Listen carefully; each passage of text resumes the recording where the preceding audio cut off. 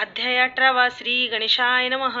स्वामी सुताच्या गादीवरी कोण नेमावा अधिकारी, ऐसा प्रश्न सेवेकरी करीता ती समर्थाते। तेव्हा बोलले समर्थ, सेवेकरी असती संप्रत, परी एकही मजला त्यात योग्य कोणी दिसेना। जेव्हा येईल आमच्या मानसी त्या समयी मोर पाखरासी, अधिकारी नेमू गादीसी चिंता तुम्ही न करावी। मोर पाखरा समर्थ म्हणती वेळोवेळा, रात्रंदिन तोची चाळा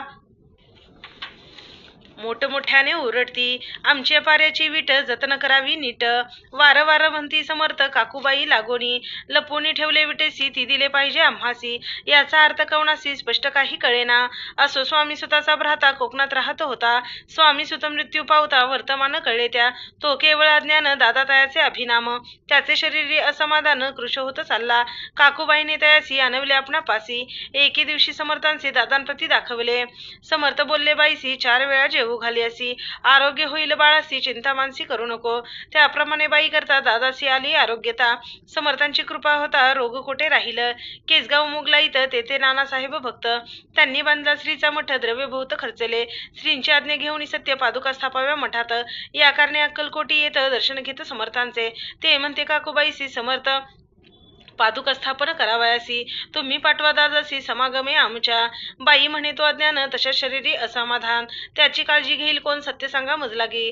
समर्थ वृत्त ऐकून म्हणती द्यावे पाठवून, बाळ आहे जरी आज्ञा तरी सांभाळू तयासी। समर्थ पुनश्च बाईसी बोलले, त्यात तुमचे काय गेले, आम्हास दिसेल जे भले तेच आम्ही करू की। शेवटी मंडळीं सांगती दादासे पाठवले केजे प्रती, पादुका स्थापन झाल्यावरती दादा आला परतोनी। पुढे सेवेकऱ्यांना सांगती त्यासी मुंबईस पाठविती, ब्रह्मचार्यासी आज्ञा करती यासी स्थापा गादीवरी। दादासी करुणी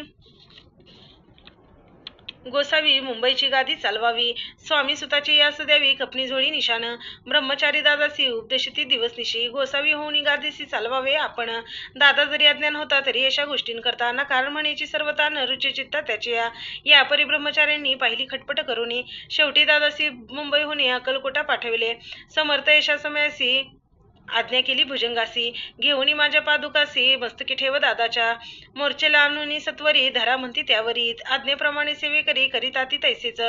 श्रींच्या पादुका शिरी पडता उपरती झाली त्याच्या चित्ता, हृदयी प्रकटला ज्ञान सविता अज्ञान गेले लयाते। धन्य गुरुचे महिमान पादुका स्पर्श करून, झाले तत्काळ ब्रह्मज्ञान काय धन्यता वर्णावी। असो दादांची पाहुणी वृत्ती काकूबाई दचकली चित्ती, म्हणे समर्थ दादांप्रती वेळ खचित लावले। ती म्हणे जी समर्थ आपण हे काय करता, दादाची अशिरी ठेवता पादुका काय म्हणून। समर्थ बोलले, ती जे बरे वाटेल आम्हासी तेची करू, या समयासी व्यर्थ बडबड करू नको।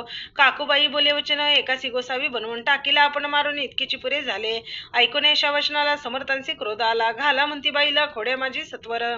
काकूबाईने अकांत करुणी मांडीला अनर्थ, नाना अपशब्द बोलत भाळ पिटीत स्वहस्ते, परी समर्थे त्या समयी लक्ष तिकडे दिले नाही।